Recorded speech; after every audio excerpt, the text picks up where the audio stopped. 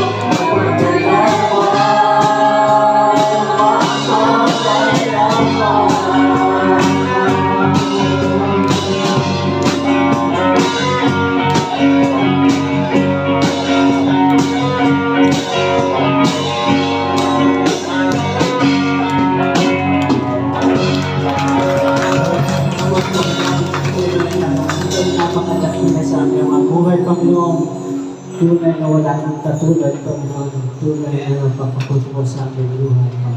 Tayo ay patuloy ng mawin sa ating pagkain.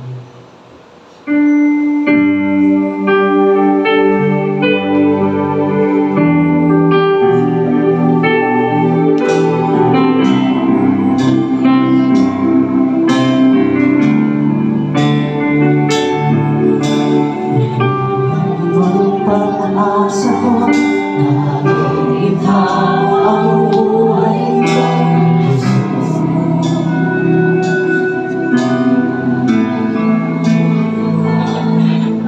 Kahit ako'y nakahamba, basta't ikaw ay kasama, panatag na.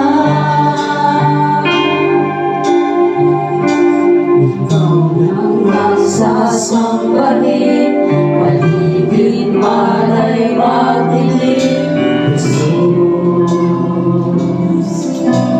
Kahit may suliranin man, ang lagi kong aawitan, ikaw lamang. Kahit kailan di ka napulang,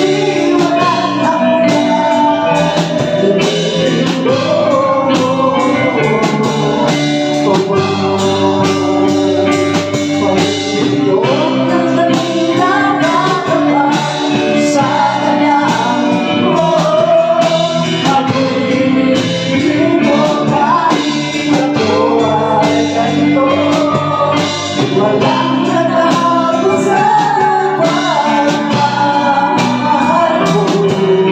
Walang pinipili ang puso ko. Pag-ibig na pinakatapat sa lalaki ko. Ako'y pinipili mo kahit ako ay ganito. Walang katapusan ang pagmamahal mo. Walang pinipili ang puso mo. Kahit kailan di ka nagulang, biyaya mo sa aking laging laan. Pag-ibig mo sa akin walang hanggan. Pag-ibig mo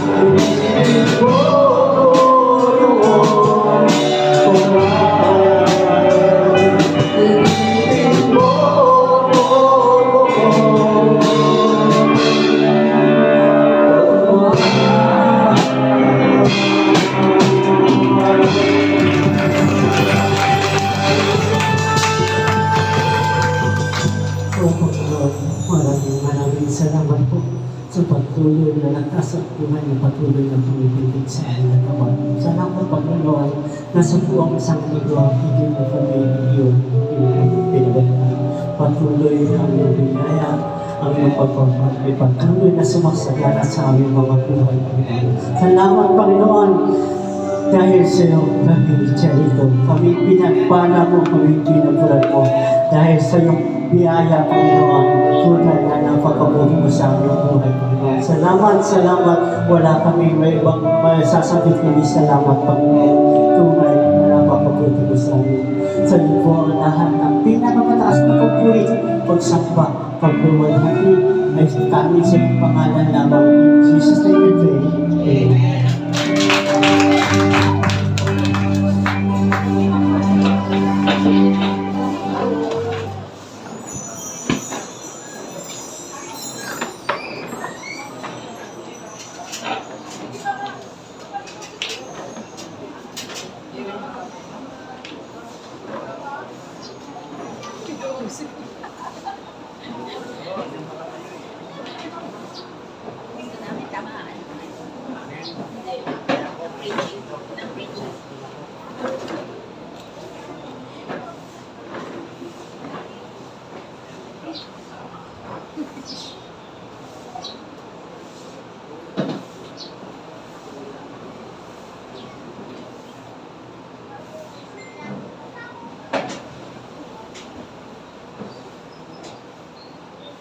So,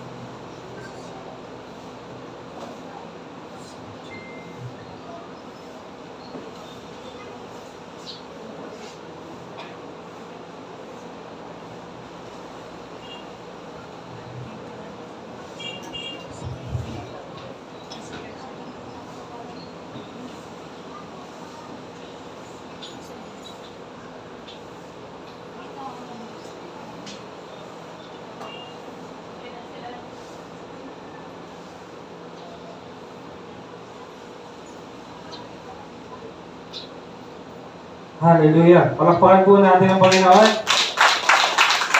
Hallelujah. Tunay ng Diyos ay napakabuti. Sabi nga po dun sa awitin ay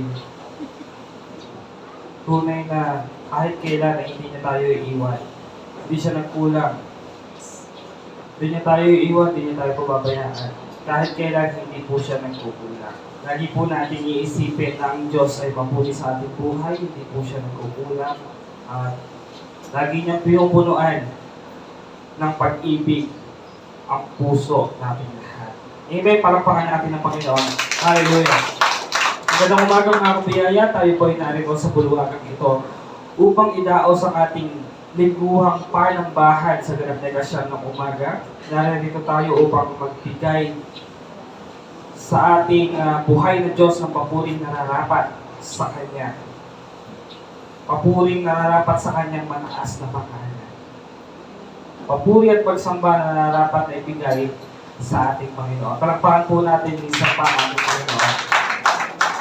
At bago tayo tuloy ang magpatuloy, ay gawin muna natin ang lagi po natin ginagawa. Patiin po natin ang ating katabi ng 2 thumbs up.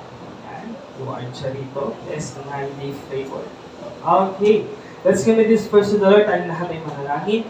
Aming Ama, dakilang Diyos, marami pong salamat. Ikaw po ay mabuti, ikaw ay nakila, at karapat-dapat papurihan, pasalamatan, at itaas ang iyong pangalan. Maraming salamat, Panginoon, sa patuloy na pagbibigay niyo po sa amin ng kasiglahan, ng pag-ibig, ng kaligtasan. Maraming salamat, Panginoon, sa bawat biyahe ng ginagawa po namin papunta sa simbahan at pag-uwi. Taglay po namin ang iyong pag-iingat. Maraming salamat muli. Ano man po ang aming sabihin, gawin, ay magbigay ng kapurihan sa marangal ng pangalan. Sa iyo po mataas ang papuri sa pangalan ng Jesus na natin sabi ng Amen. Pakapagan natin ang Panginoon. Hallelujah. Last week, we talked about names and title given to the Holy Spirit. The implication and application to them. Kung natandaan po ninyo ay nabigyan po tayo ng 10 puntos. At bago po tayo tuluyang mag-umpisa, ay mangyari, basahin natin ito ng malakas. At sabay-sabay. Okay? Agree po ba kayo? Basahin natin ito ng malakas. With volume 10. Kailangan malakas po. The Holy Spirit is called life and life application. Number 1, I have the Spirit of God. Number 2, I have the Spirit of the Lord. Number 3, I have the Spirit of Christ. Number 4, I have the Spirit of truth. Number 5, I have the Spirit of grace. Number 6, I have the Spirit of life. Number 7, I have the Spirit of wisdom and revelation. Number 8, I have the Spirit of adoption. Number 9, I have the Spirit of holiness. Number 10, I have the Counselor. Amen. Nandyan po, nasa ating espiritu ang 10 iyan. Pinagkaloob sa atin. Also, last week, we talked about the symbols of the Holy Spirit. Ano po ba ang simbolo na ginamit sa Biblia patungkol sa banal na Espiritu? And always remember to take note of this. Ang mga simbolong ito ay tumutukoy sa kung sino ang banal na Espiritu, kung ano ang banal na Espiritu, at kung ano ang ministeryo ng banal na Espiritu. Sa pamamagitan nito, makikita natin ang karakter at ministry ng Holy Spirit sa buhay nating mga mananampalataya. What are the symbols of the Holy Spirit? So, pag-aralan po natin ito last week. Number 1, love. Kung natatandaan nyo, bakit ito itinulad sa isang kalapati? Always remember, hindi po kalapati ang Holy Spirit, kundi siya po ay itinulad lamang sa kalapati. Dahil ang kalapati, Adam symbolizes the gentle nature of the Holy Spirit and His gracious move. Tinanong ko nga po kayo nakaraan kung sino po dito ang nakapag-alaga ng kalapati. Ang kalapati po ay meron siyang gentle nature. Hindi po siya nag-aaway. Hindi po siya nagsisimula ng away. Okay? Ang kalapati, pag po yan ay sinaktan mo, sila po ay lalayo lamang sa inyo. Lilipad papalayo at hindi yan babalik para ikaw ay tukain. Okay? Ang mga hindi gaya ng mga manok. Kaya mga manok, minsan, nagdadaan ka lang, pag-trip ka niyang, ano tawag doon? Hindi, bukod doon yung ginagawa niya, yung sasabuhin. Kung trip ka niyang sabuhin, eh, yari ka. Masakit mang sabong ang manok. Okay, hindi po gaya ng mga kalapati. Ang kalapati po ay meron po silang gentle nature. Na kahit saktan mo yan, lilipad lang po yan papalayo at hindi po yan manglalaban. Number 2, water. So, bakit po itinulad ang Holy Spirit sa tubig? Because water is life. Ayan, mabasa po natin. Water is life. And spiritual life begins through the Holy Spirit. Lahat po ng nabubuhay dito sa mundo ay kailangan po ng tubig. Hayop, halaman, tao. Subukan mo huwag diligan ng halaman sa loob ng 1 taon. wala ka nakabutang halaman. Subukan mong hindi uminom. Sa loob ng 1 linggo. O sa 1 araw nga lang, oo. So, kailangan po natin ang tubig. Water is life. Ganun pa man, ang Espiritu din po ay nagbibigay ng buhay. Pag wala po ang Holy Spirit sa atin, you are spiritually dead. Sabi po ng ating Panginoon, Jesus. At nung tinanggap po natin ang ating Panginoong Jesus, nireceive po natin ang Holy Spirit, nagkaroon po tayo ng buhay. Amen? Nagkaroon po tayo ng buhay at ang buhay natin nagkaroon ng kabuhay-buhay. Okay? At dati ang buhay natin walang kabuhay-buhay, ngayon ay buhay at nakapagpupuri sa Panginoon. Amen? Palakpakan natin ang Panginoon. Hallelujah. And regeneration is an act of God where spiritually dead person is made alive in Christ through the Holy Spirit.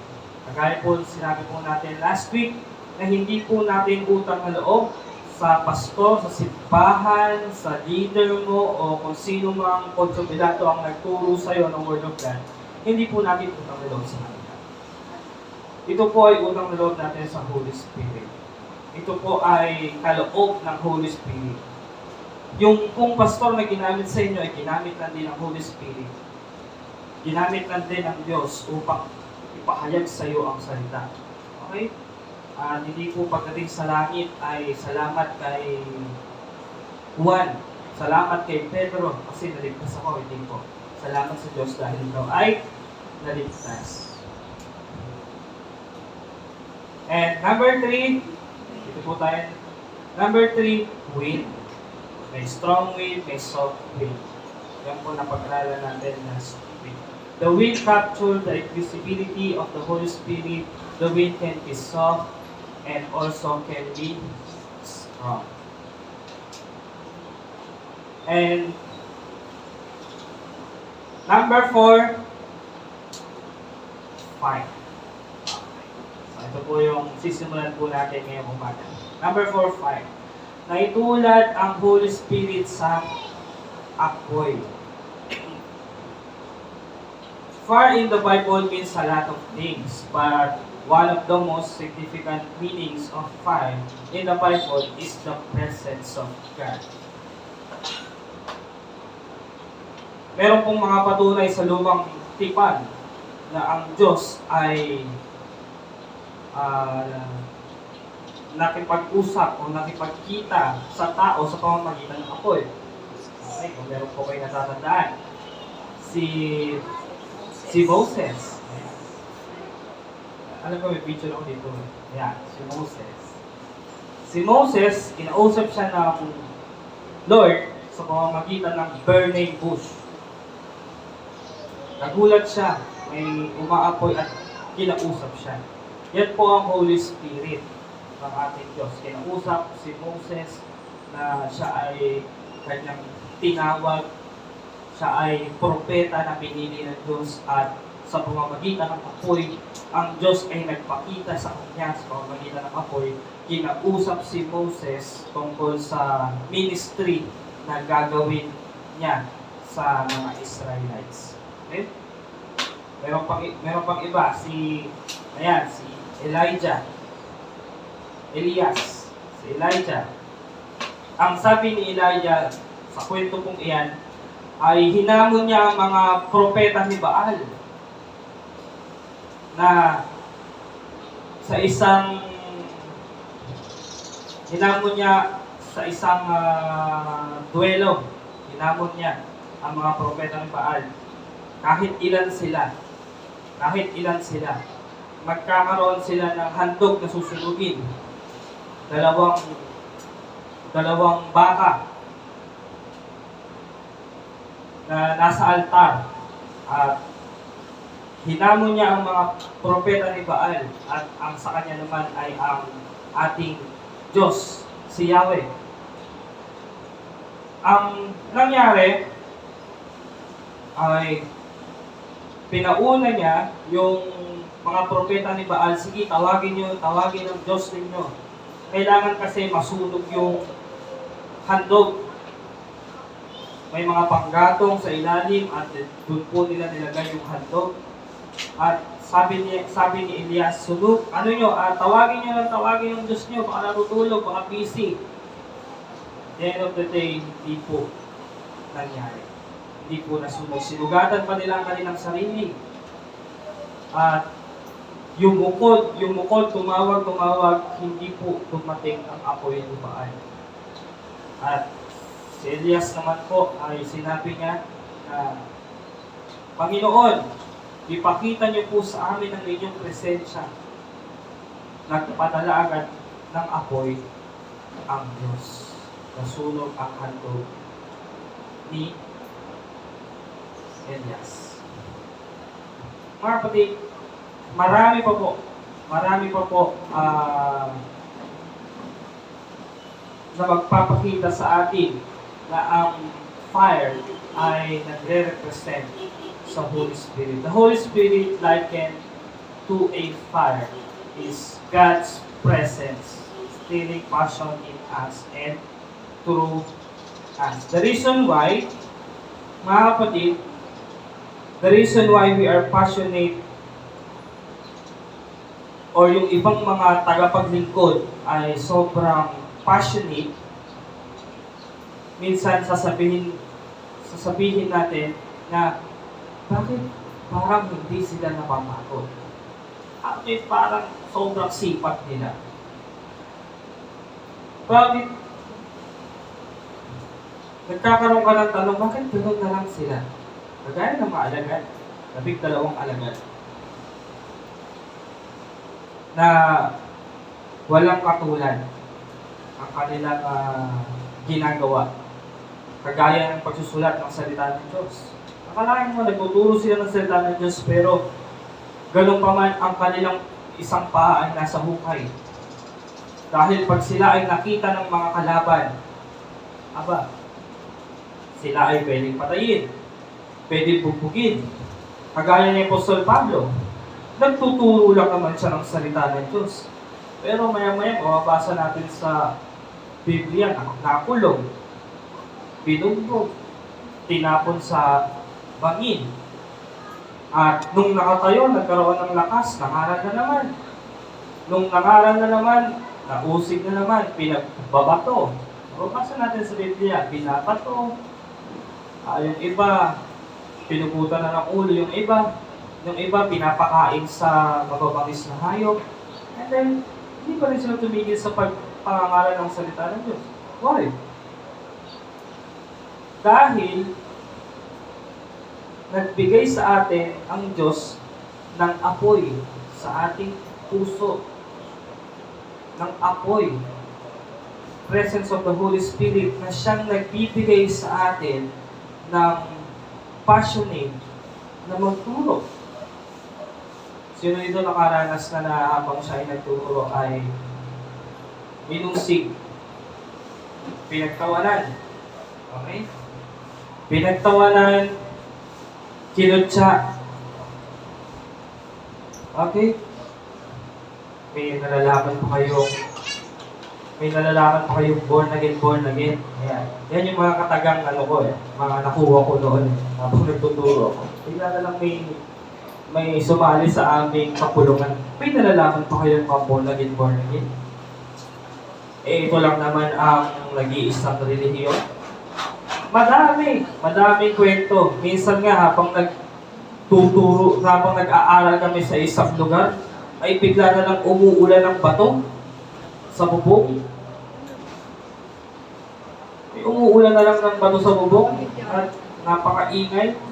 Marami pa pong iba na mga pang-uusig. Pero ganun pa man, hindi po tayo dapat huminto at tumigil sa pangangaral ng salita ng Diyos. Dahil yan po ang ministry na binigay po sa atin ng Diyos. Amen? Palakpakan natin ang Panginoon.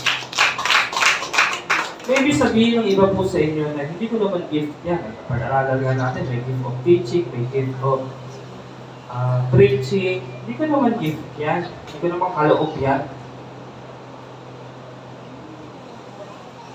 Hindi po mga kapatid. Hindi lang po yung mga may gift of teaching ang dapat magturo. Kundi tayo po ay binigyan ng Diyos ng kapamahalaan sa pagtuturo ng salita ng Diyos. Hindi naman po ibig sabihin na para kang pastor na nagtuturo. Hindi po ganon. Ang sabi po ng ating Panginoon, "Go therefore and make disciples of all nations, baptizing them." Go therefore and make disciple of all nations. Hindi po sinabi doon, mga pastor, mga teacher, mga lingkod ng Diyos na mataas sa simbahan. Wala pong sinabi ang gano'n ang Diyos. Ang sinabi lang po ng Diyos, "Go therefore make disciple." At para po sa ating lahat yun. Yung simpleng, meron po tayong tinatawag na submission, share a booklet mission. Natapos na po natin yan dito. Share a booklet mission. Yung simpleng nagbigay ka lang ng booklet.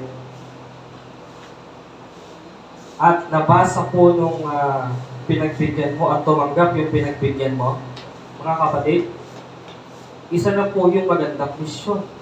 Nakapagbahagi ka na ng salita ng Diyos.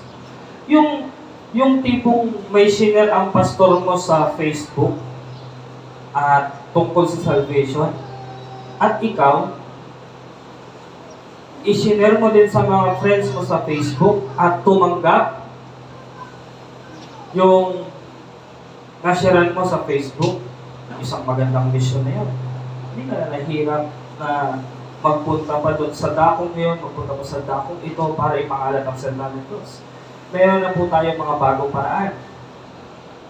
Just simply i-PM mo na lang siya sa messenger. Wala pang simple. Hindi ka kaya doon na pupunta pa tayo, kailangan pa natin siyang puntahan para maabot. Okay?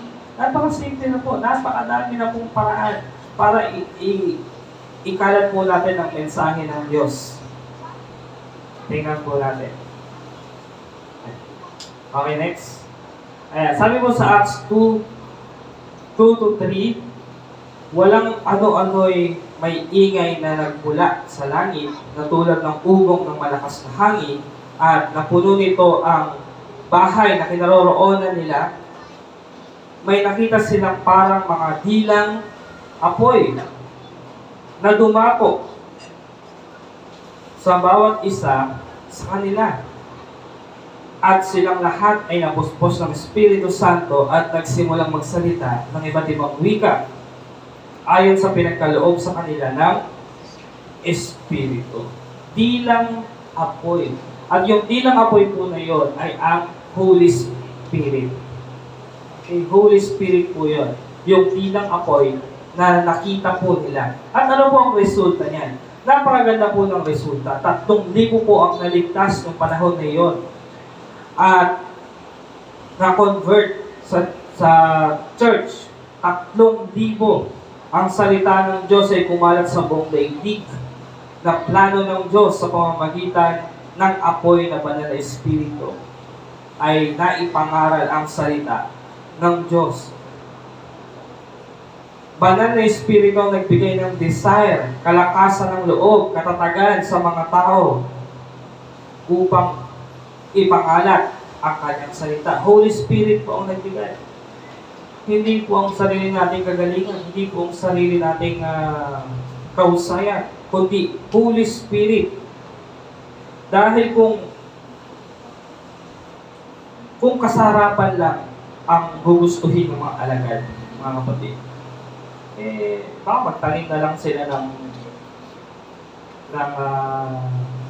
gulay at sila ay kumain na lang.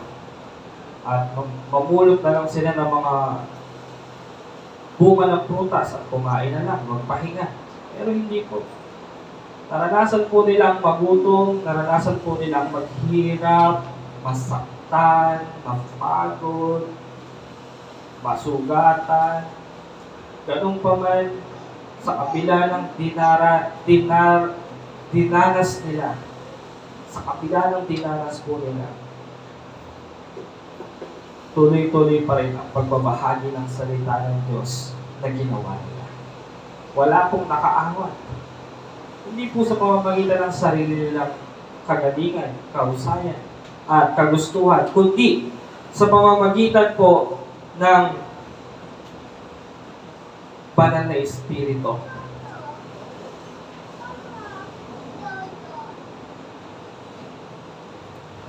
Bakit buwis buhay na ay hindi?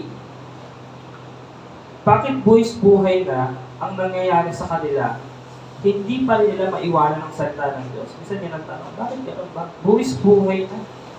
Nakataya na ang buhay nila pero hindi pa rin nila maiwan ang salita ng Diyos. Yung iba nasa kulungan pa, si Apostol Pablo. Alam niyo ba nung naisulat niya yung katagang magalak kayo, inuulit ko, magalak kayo. Alam niyo nung sinulat niya yun, alam niyo kung nasaan siya? Sa kulungan, Philippians. Nasa kulungan, sa sinulat niya, magalak kayo, inuulit ko, magalak kayo.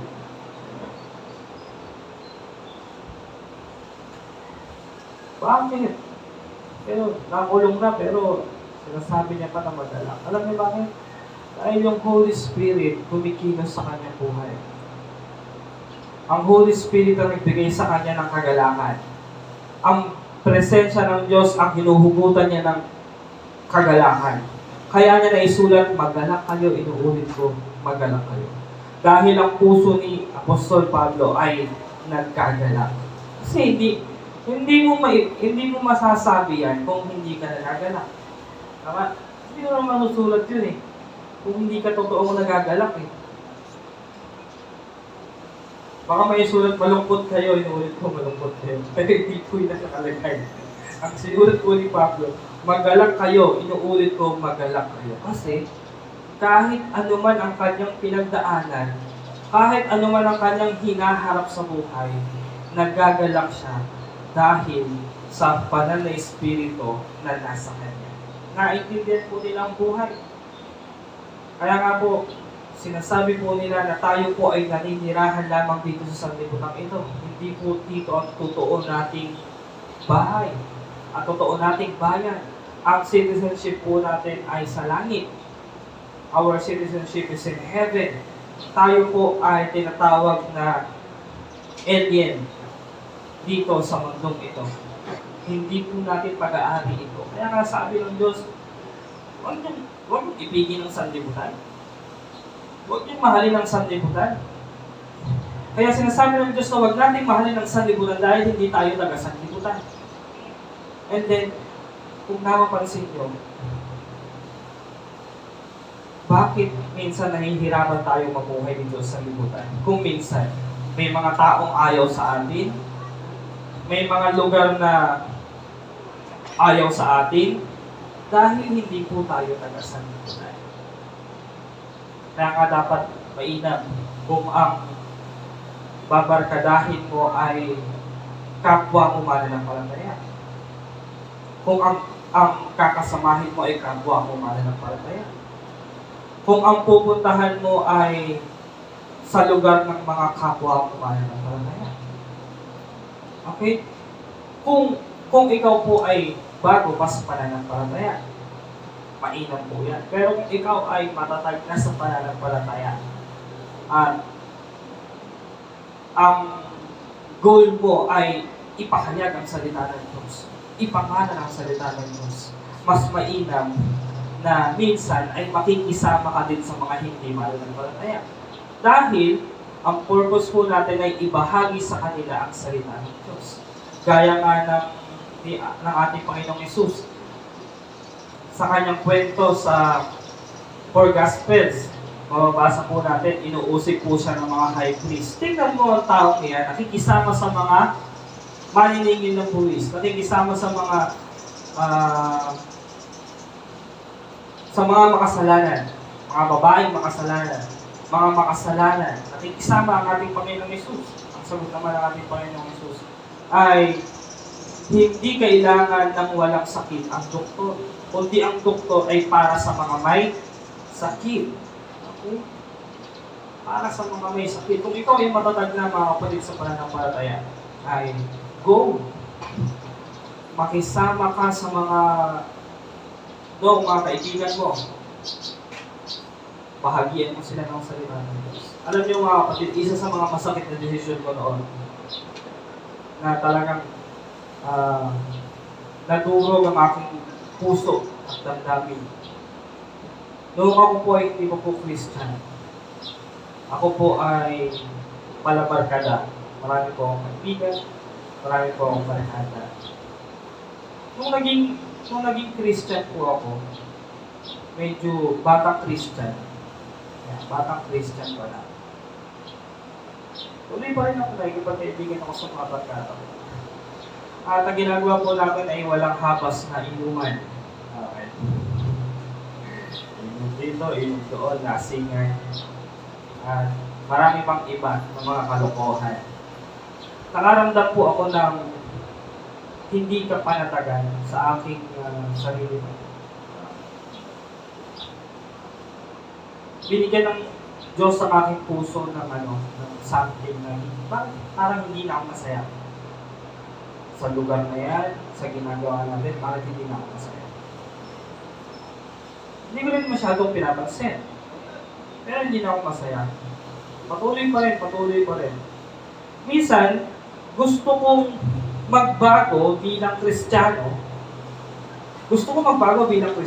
Pero pag naman nasama ako ulit sa mga kaibigan ko ay hinihila nila ako ulit pabalik. At mag-church na naman ulit ako. At masaya ang aking espiritu. Pagkatapos, sasama ako ulit sa mga kaibigan ko. At nahihila nila ako ulit at nagiging malungkot ang aking espiritu.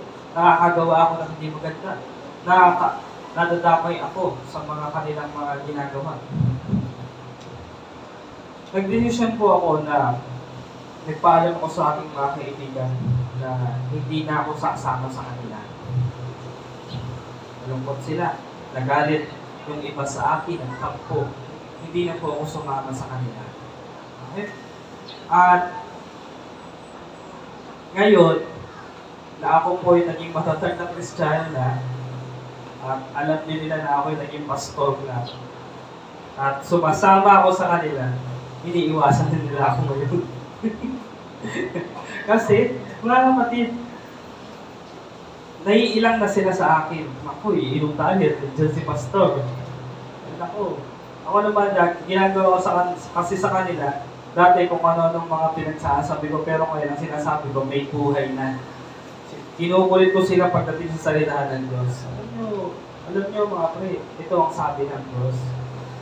Ito ang sabi ng Diyos. Yung iba sumama po sa akin. Yung iba ay 50-50 pa. Ngayon, pwede na ako makipag-bardagulan sa kanila. Sige, saan tayo pupunta? Sa bahay ni ganito, sa bahay ni ganito. Sige, sama ko. Pero ang purpose ko ay ipapahayag ko ang salita ng Diyos sa kanila. Pero pagka sila ay gagawa na ng hindi maganda, sisipat na ako. Aalis na ako. Yan po kasi mga kapatid ang ating purpose. Hindi sa kaibigan natin, sa kumare natin. Layunin natin yan na ipahayag sa kanila ang salita ng Diyos. Pero pagka masama na ang kanilang ginagawa, didistansya ka na. Kaya nga po lagi namin sinasabi dito, pwede kang makisama, pero huwag ka nang makisama. Makisama ka lang. Pero ito po ay pinapayo ko sa mga matatag ng Kristiyano. Okay? Kasi kung ikaw ay baby Christian o batang Christian, baka imbis na sila ay mahila mo, ikaw pang mahila. Mamaya, nakita namin na ikaw ay nagbalik sa dating buhay. Okay? So, kung ikaw po ay baby Christian, please, punuin mo muna lang punuin ang iyong puso at iyong damdamin ng salita ng Diyos. Kung gusto mo, makisama ka sa mga mananampalataya na nakikita mo rito.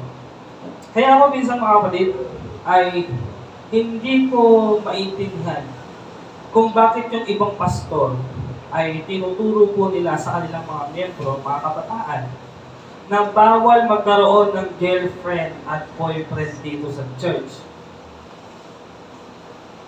Okay, saan po kayo nakaano yan?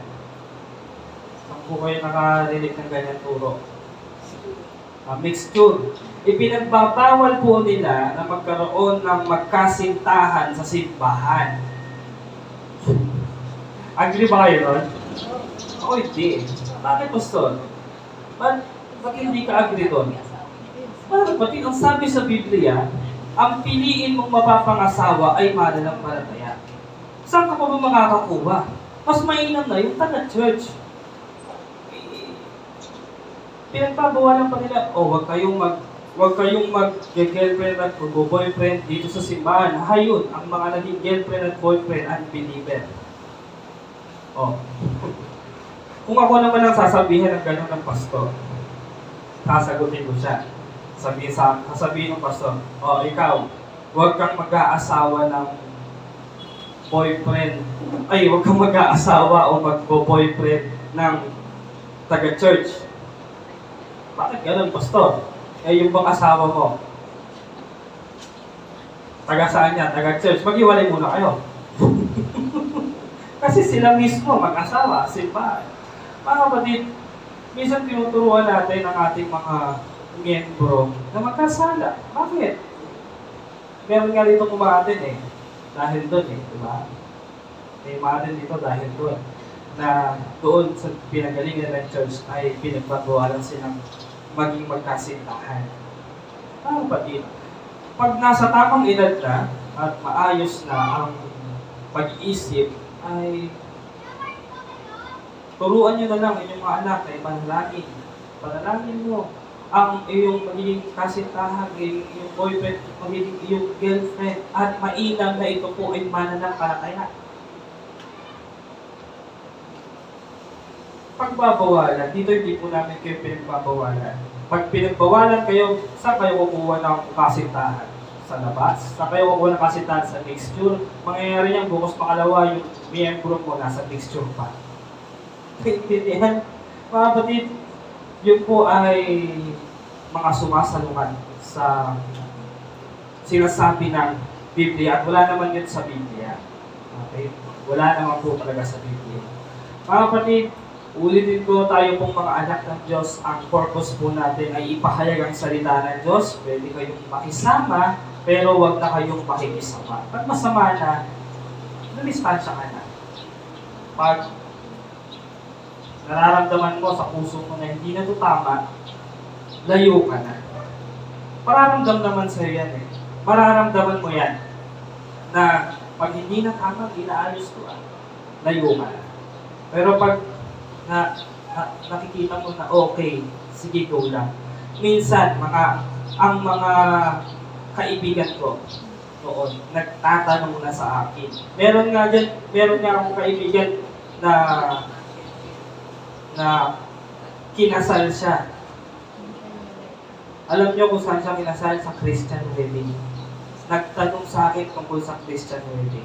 Kasi sabi niya, alam mo bro, maganda kasi yung kasal ng Christian wedding. Ayoko sa ganito. Kinasal sa Christian. Alam niyo kung bakit nagkakataon? Unti-unti, namamakat sa kanila yung katotohanan. Kaya nga po sabi ko sa inyo noon, na huwag yung isipin kung anong mangyayari, kung anong sasabihin nila, ibahagi nila ang salita ng Diyos. Ang sabi ng Diyos ganito, ang sabi ng Diyos ganyan, sabi ng Diyos ganito. Ganun lang. Dahil ang salita ng Diyos ay buhay. Kaya mo ang salita ng Diyos ang magtrabaho sa kanyang buhay. Ang sabi ng Diyos, sa Panginoong Hesus mo lamang matatagpuan ng kaligtasan. Sinabi mo yun. Eh yung taong ay malapit na mamatay. Ang isip niya, natatakot ako, saan ba ako pupunta pag namatay ako? Bigla niyang naalala. Sabi sa akin ni Mari, sabi ng Diyos, kay Jesus mo lamang matatagpuan ng kaligtasan. Bago namatay yung taong yun, naniwala kay Jesus. Pag-akyat sa langit, magugulat ka na doon ang kumari mo. Sabihin ng kumari mo, salamat sa Diyos, ginamit ka, Mari. Sinabi mo sa akin na si Jesus lamang ang daan, papuntang langit. At yun lamang ang aking naalala bago ako namatay, kaya ako nagdirito ngayon. Kapatid, hindi natin alam kung paano kikilos ang salita ng Diyos sa taong iyon. Pero ang alam lang natin, ang salita ng Diyos ay buhay at kusang kumikilos. Dahil ang salita ng Diyos ay kanyang hiningahan. Kaya ang salita ng Diyos ay hindi lang po basta salita, kundi ang salita ng Diyos ay buhay. At mga kapatid, yung pong desire na yan ay nasa atin din. Yung desire na nabasa natin sa Biblia, ng mga ginawa ng mga alagad, ng mga apostol, nangaral dito, nangaral doon, kahit may kapalit na hindi magaganda, nasaktan, nasugatan, pinagbabato, yung iba pinuputan pa ng ulo. Yung desire po na yan, na meron sila, ay meron din kayo. Ang Holy Spirit nasa atin. Kaya huwag mawala ang lingas ng apoy na meron tayo sa pangangaral ng salita ng Diyos. Huwag na huwag yung aalisin ang lingas na yan para patuloy ang paglagablab na ipangaral ang salita ng Diyos. Maybe sa mga susunod na panahon ay tayo ay magkakaroon ng mga assignments.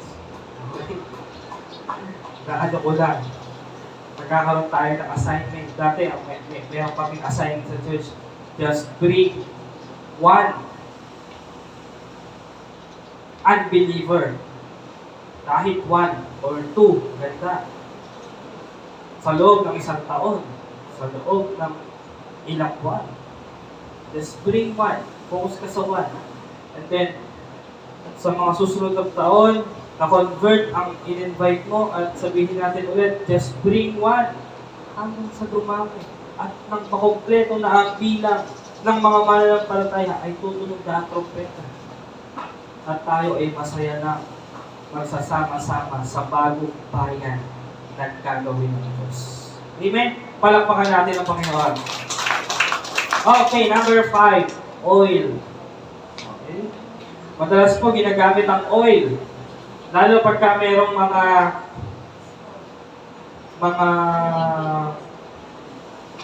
tinawag ng Diyos sa Old Testament, di ba, pinapahira ng oil. Si David, anong ginawa kay David? Binuhusan siya ng oil. Ang ibig sabihin ng oil ay presence of God. This analogy highlights the work of the Holy Spirit in anointing and empowering the believer for ministry. Yung dinededicate ay pinapahiran din ng oil. Ang meaning po ay the presence of God. Okay? Yung mga ina-anoint na pastor, bishop, ay nilalagyan din po yan ng oil. Ang meaning ay the presence of God. Sa Old Testament, ina-anoint po ang sino mong tinatawag sa gawain ng paglilingkod. Sabi po sa Acts 10:38, how God anointed Jesus of Nazareth with the Holy Spirit and power. And how who went around doing good and healing all who were under the power of the devil because God was with him. Ginawa niya ang kanyang ministeryo, nangaral, nagpagaling, nagpalayas ng mga demonyo at madami pang iba na kalooban ng Ama na gawin niya. Sabi sa John 14:12, most assuredly I say to you, he who believes in me, the work that I do, he will do also, and greater works than this he will do, because I go to my Father. Jesus said to us, the works that I do, he will do also. At ang sabi po dyan ay, and greater, higit pa. Ang Greek po dyan ay meson, more in terms of quantity. Bakit minsan na itanong nyo? Ba't ang sabi ng Diyos ay mahihigitan pa natin ang kanyang ginawa o nagawa dito sa mundong ito? Bakit? Bakit mahihigitan niya? Totoo naman, when it comes of ibahagi ang salita ng Diyos, share the good news, kaya nating higitan ang ating Panginoong Jesus. Bakit? For example, ganito. Ang ating Panginoong Jesus ay sumisigaw sa mga tao, sa kapulungan ng mga tao. Maybe, yung kaduluduluhan na yun ay hindi naririnig si Jesus. Pero tayo ngayon, ano meron tayo? Speaker. Kung meron sa isang gawain na umattend ang libu-libong katao, maglagay tayo ng speaker sa hulihan, sa gitna, sa unahan. Pag sinabi mo, si Jesus lang ang tanging paraan para tayo maligtas, dinig ng lahat. Hindi lang yung kapulungan, kundi marami pang tao makakarinig. Yun ang sinasabi sa Biblia na kaya natin higitan. Ang ministeryo na ginawa ni Jesus dito. At dapat po natin yung gawin. Hindi po natin kaya, mali po pagkakaintindi din ng iba, na ibig sabihin, mas magaling ako kay Jesus. Ibig sabihin, mas magaling ako kay Jesus. Kasi ang sabi ng Biblia ang sabi dito, and greater works than this He will do. Kaya nating gawin na mas higit pa sa kanyang ginawa. Hindi po natin kayang higitan ang ating Panginoong Jesus when it comes of deity. Pagka-Diyos, hindi po. Mahihigitan po natin ang ating Panginoong Jesus sa kanyang ministeryo na ginawa dito dahil yung ministeryo niya noon ay merong limitasyon. Ngayon, ginagawa, alam mo sa Old dito sa New Testament, yung panahong si Lazaro ay namatay, diba? Nagkaroon ng sulat, si Lazaro ay namatay. Ano ginawa ni Jesus? Bumiyahe pa siya. Overnight, bumiyahe. Papunta kay Lazaro. Para lamang makausap ang kanyang mga kapatid at makausap si Lazaro. Ngayon mga kapatid, pwede na ang video call. Hindi ka na babiyahe. Meron nga, kinuwento si Bishop Amy, merong nag-aagaw buhay na isang kabiyaya. Dahil ito ay emergency at nag-aagaw buhay, tumawag. Wala pong cellphone noon. Tumawag. At nakakarinig yung pasyente. At pinag-take ng healing bread.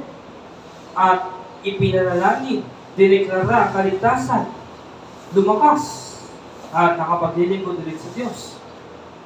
Yun pong ibig sabihin ng Biblia na maaari nating mahigitan. Noon ba may cellphone na? Wala. Noong wala pang ang cellphone, mayroong tinatawag na snail mail. yung mga sulat. Kasi ako, medyo hindi ko na yan naabutan doon sa henerasyon natin. Sulat, bago dumating sa'yo, yung sulat, kailangan ko alam, nagsusulat ka, buntis ka. Buntis ka ng 1 month or 2 months. Kailangan sa sulat mo, nanganak na ako. Dahil pagdating dun sa sinulatan mo, siguradong nanganak ka na. Okay? Ngayon, iba na po ngayon. May internet ka lang, messenger. Pakita mo ang picture mo, selfie. I-send mo, makikita mo na. Mga kapatid, ito po. Ang sinasabi ng Biblia na kaya natin higitan ng ginawa ni Jesus. Facebook. Mag-type ka sa Facebook mo. Jesus is the only way to enter heaven. You must be born again. Etc. etc.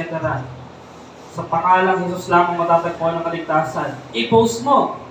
Ilan ang friends mo sa Facebook? Ilan?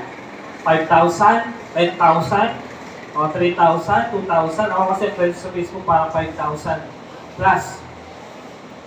Share ko sa Facebook. Nag-scroll yung mga kaibigan ko, ilan ang nakabasa? 5,000.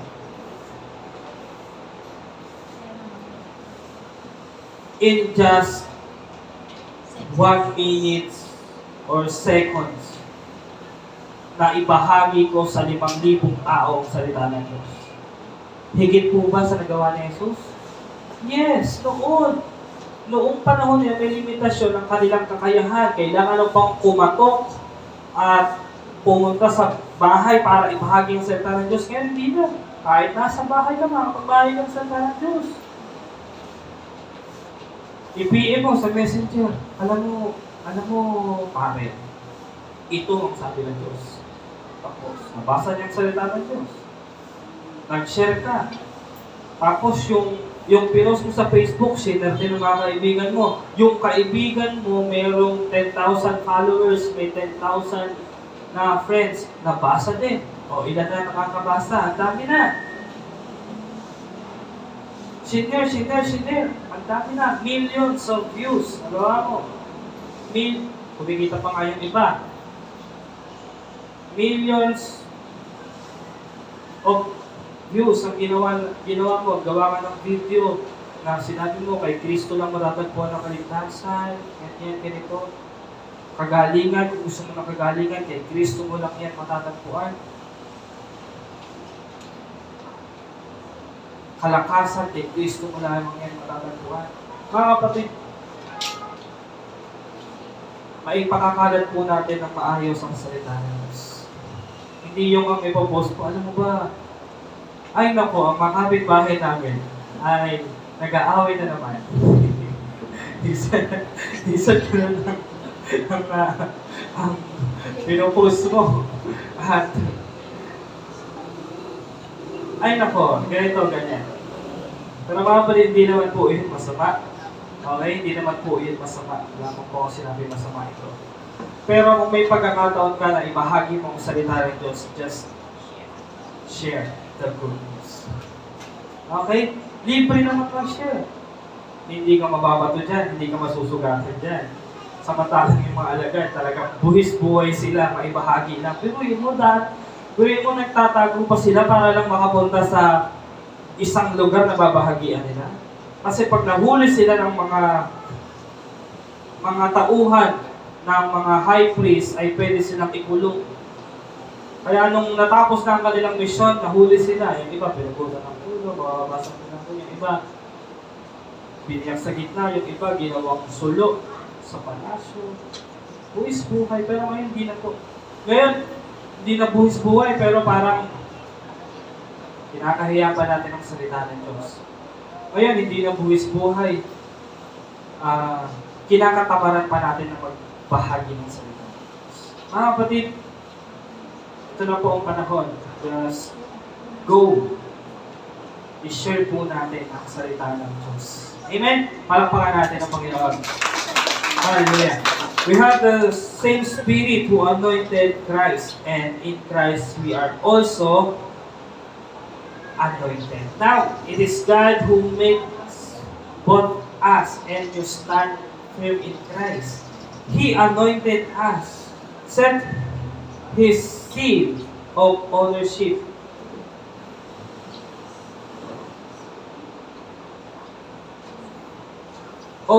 on us, and put His Spirit in our hearts as a deposit guaranteeing what is coming.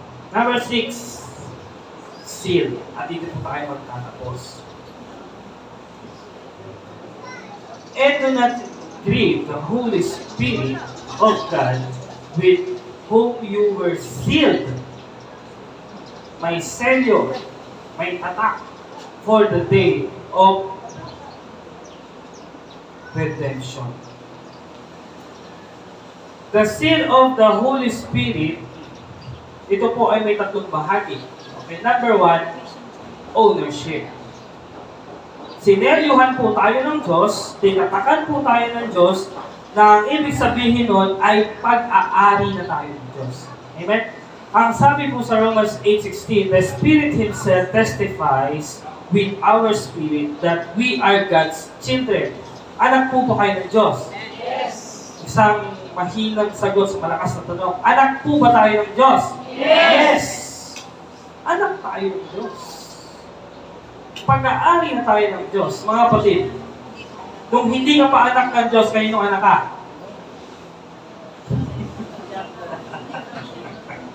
Ang sabi po sa Biblia, masakit mang sabihin, ang sinasabi po sa Biblia, kung hindi ka anak ng Diyos, anak ka ng Diablo. Pag hindi ka anak ng Diyos, anak ka ng Diablo. Pag hindi ka anak ng Diablo, anak ka ng Diyos. Dalawa lamang po. Pero mga kapatid, mag-iingat po kayo. Huwag niyo pong sasabihin sa mga kaibigan ninyo o sa anak ka ng Diablo. Ay, kakagulo kayo.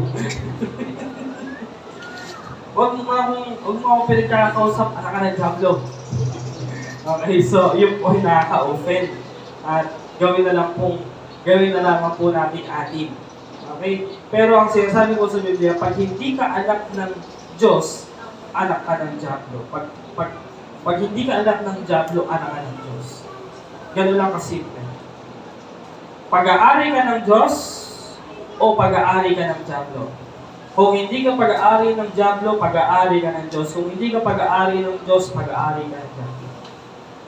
Ganun lang po kasimple. Dalawa lang po ang ating pupuntahan sa Diablo o sa ating Diyos. Sa impyerno o sa langit. Wala pong purgatorio sa option. Impyerno o langit. Saan niyo po gusto mapunta? Sa langit. At nakasil na po yan. Ngayon ang sabi the Holy Spirit of God with whom you were sealed for the day of redemption. Hindi na po tayo dapat magulungihanan na ba? Saan ako mamupunta pag ako namatay? Kagaya po ng mga mixture na pilit nilang hinahabol ang kanilang sarili para maligtas. Kailangan mong gumawa ng ganito, gumawa ng ganon para maligtas. Sundin ito para maligtas. Mali po. At ikaw ay gumagawa, naglilingkod sa Diyos ng may takot dahil baka ikaw ay magkamali at ikaw ay mapunta sa impyerno. Hindi po. Si Kristo lamang po ang nag-iisang daan papuntang langit at wala na pong iba. At nung tinanggap natin ang Holy Spirit na tayo na born again, ang bunga po niya ay paggawa ng mabuti. Kaya po kabutihan po ang ating gagawin. Lagi niyo po tandaan, lagi namin sinasabi, pag iniman ninyo or kung ano man, marinig po ninyo, ang Kristiyano dapat ay papabuti ng papabuti. At hindi po papasama ng papasama. Kung ang Kristiyano ay papabuti, sumama.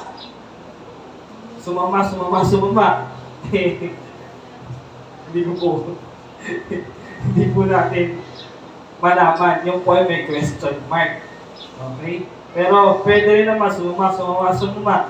At nung medyo matatapos na ang kanyang buhay ay nagbalik loob sa Diyos dahil siya ay kataniman ng salita ng Diyos at tinanggap niya ating Panginoong Yesus, ligtas siya. Gaya nung nakapako sa krus, naging masama, pusakal na magnanakaw, pero naniwala sa ating Panginoong Yesus na ligtas. Amen? Mga kapatid, tayo po ay God's children. At hindi na po yan mababago. Anak tayo ng Diyos kailan pa man. Hanggang dulo ng ating buhay, tayo ay mga anak ng Diyos. Palakpakan natin ang Panginoon. Sabihin nga po natin ng malakas, I am a child of God. I am a child of God. Isa pa, I am a child of God. I am a child of God. Okay, for the last time, malakas. I am a child of God. I am a child of God. Alam nyo, kagandahan dahil naka-speaker tayo at marami nakarinig. Pero ang ating mga alagad ay nakakulong sa isang 4 na sulok ng bahay at sila lang ang nakakarinig. Bakit? Dahil pag sila ay lumabas, buhay nilang mabalik. Pwede silang batuhin, pwede silang kidnapin at ikulong. Pero ngayon, malaya natin na ipapahayag ng salita ng Diyos. Yan ang sinasabi ng Diyos na higit ang ating magagawa. Number 2, authority. Okay. Tayo ay nasa ilalim ng pamamahala ng Diyos. Sa ilalim ng pamamahala ng Diyos ay punong-puno ng pagpapala at pabor. Amen? Punong-puno ng pagpapala at pabor ang pamamahala ng Diyos. Pero, isa sa pinatas ng Diyos na dapat mo itong paniwalaan bago mo ito makuha. Okay? Believe and you will see the glory of God. Yan po ang batas ng Diyos. Believe and you will see the glory of God. Pag hindi mo pinaniwalaan, hindi mo makikita. Minsan, tanong tayo ng tanong, bakit ako mayroon pang sakit? Okay? Bakit ako mayroon pang sakit? Samantala ang sinabi ng Diyos ay ikaw ay magaling na. Kapatid, pag-gising mo ng umaga, lagi mong paniniwalaan na ikaw ay magaling na. Lagi mong paniniwalaan, lagi mong paniniwalaan na ikaw ay magaling na. Ikaw ay magaling na, ikaw ay magaling na. Bakit minsan ay nararanasan natin na maghirap, pati financial. Kapatid, huwag pa rin kayong sumuko. Lagi niyong sasabihin at lagi niyong tatandaan na ikaw ay pinayaman na. Anong verse na yun? Ikaw ay pinayaman na. Ang sabi ng Diyos ay sa pamamagitan ng kanyang kahirapan, ikaw ay pinayaman. Meron po tayong verse dyan. Sa pamamagitan ng kanyang kahirapan, ikaw ay pinayaman. Bakit yun? Nakakaranas pa rin kami ng kahirapan. Mga kapatid, hindi naman ano yan eh. Hindi naman kaagad-agad minsan dumarating ang kalooban ng Diyos. Remember, Abraham, nag-intay ng ilang taon. Sige nga, ilang taon? 25 years. 75 years, pinakakuha ng Diyos si Abraham na magkakaanak. 100 years siya nung lumabas si Isaac. 25 years. Ilang taon ka naman naghihintay sa pinapanalangin mo? Ilang taon na? 2 taon? Yung iba, 1 buwan pa lang naghihintay, umayaw na. Sa Kristiyano, mga kapatid, sa buhay Kristiyano, lagi natin sasabi ito, bawal ang mainip. Dahil pag nainip ka, talo ka na. Ilang taon ka naghihintay? 1 taon, 2 taon, 3 taon, 5 taon, mga kapatid. Huwag po tayong susuko. Ganun pa man, kung ano man ang nangyayari nyo, for example, may sakit ka. At yun ang pag-isip ko, may sakit pa rin ako. Ipanalangin mo pa rin. I am healed. By whose stripes I am healed. Kinabukasan, pag-isip mo, may sakit pa rin, masakit pa din. I am healed by whose stripes I am healed. Dumaan ng isang taon, masakit pa din. Pagkat I am healed by whose stripes I am healed. Dumaan ng 10 taon, masakit pa din. I am healed by whose stripes I am healed. Hindi mo namamalayan, malapit ka na gumraduate.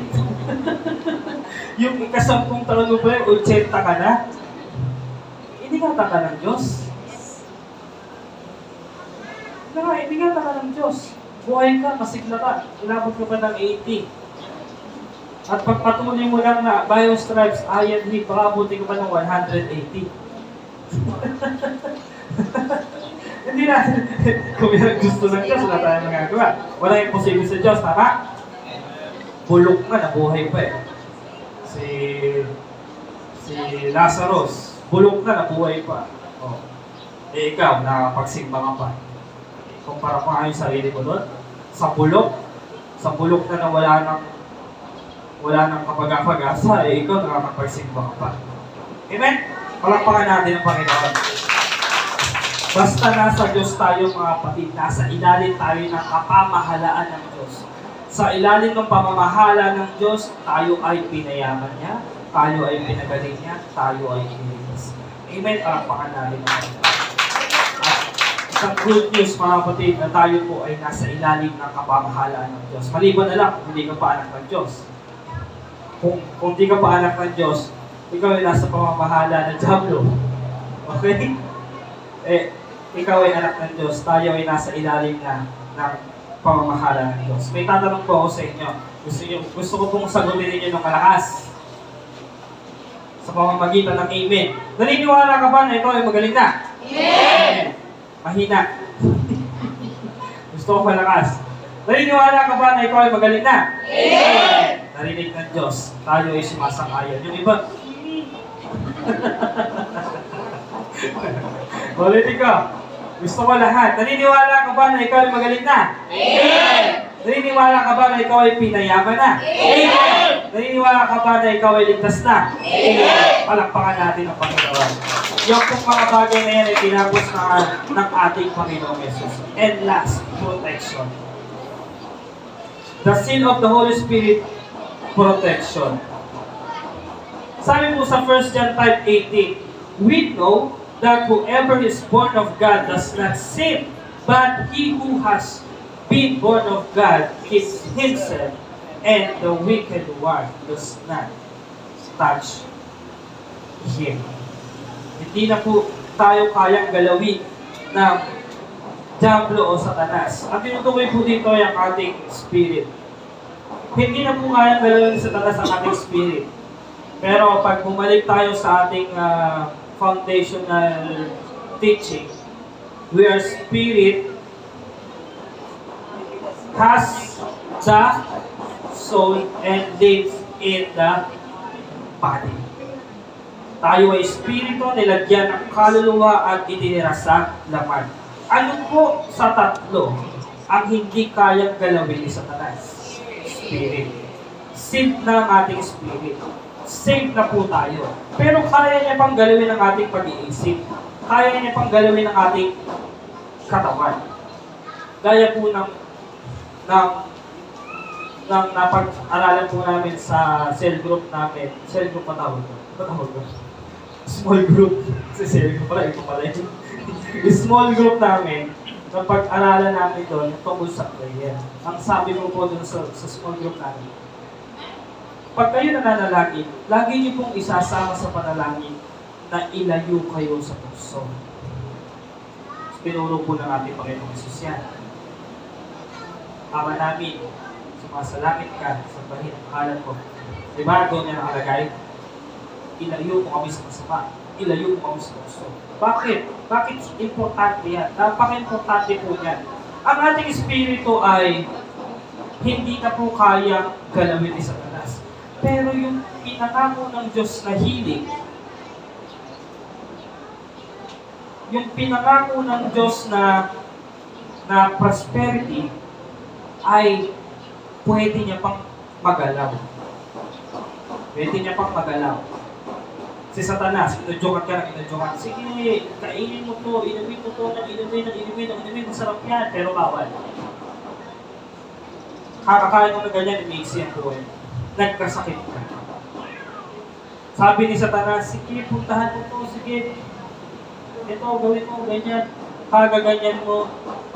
Mga kapatid, udyok ni Satanas, nabuot ko sa utang.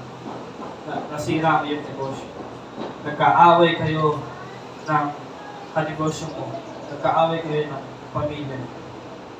Mga kapatid, pag nagkaroon si Satanas ng foothold na tayo ay masira, masisira po talaga tayo. Pero, pag tunog ng trompeta, ligtas ka. Pero, kaya niya pang awatin na ikaw ay humaba ang buhay. Kaya niya pang awatin, si Satanas kaya niya pang awatin na ikaw ay maghina. Pero yung spirito pag namatay ligtas, hindi niya kaya galawin. The wicked one does not touch him. Yung hindi niya po kayang galawin ay ang ating spirito. Bakit? Dahil ang ating spirito ay naging kaisa ng spirito ng Diyos. At takot ang mga dyablo sa Diyos. Pero ang ating kalusugan, ang ating kayamanan, pag-ingatan po natin yan. Lagi po tayo panalangin, ilayo niyo po kami sa masama, Panginoon. Ilayo niyo po kami sa puso, Panginoon. Yan po ang kailangan natin. Amen? Maliwanag po, ang ating spirito ay ligtas na. Number 1, ownership. Number 2, authority. Number 3, protection. Yan po ang seal sa symbol ng Holy Spirit. Okay, the symbol of the Holy Spirit. Sabay-sabay po natin basahin bago po tayo magtapos. Number 1, number 2, number 3, number 4, number 5, number 6. Palakpakan natin ang Panginoon. At ang ating big idea, in Christ, I have the Holy Spirit forever. Palakpakan natin ang Panginoon. Hallelujah. Okay, tayo pong lahat ay manalangin. Aming Ama, dakilang Diyos, maraming salamat, Panginoon, sa banal na Espiritu na pinagkaloob niyo po sa amin. Maraming salamat, Panginoon, dahil kasama namin ito saan man kami magpunta. Hanggang sa matapos ang aming mga buhay, kasama namin ang banal na Espiritu at hindi po kami iiwan at hindi po kami pababayaan. Salamat, Panginoon, dahil ikaw ay napakamaibiging Diyos, napakamabuting Diyos sa amin na mga anak mo. Salamat, Panginoon, at ibinibigay po namin sa iyo ang nasa papuri. Salamat at pagsamba sa pangalan ni Jesus na natin sabi na Amen. Walang pangalan namin. Okay.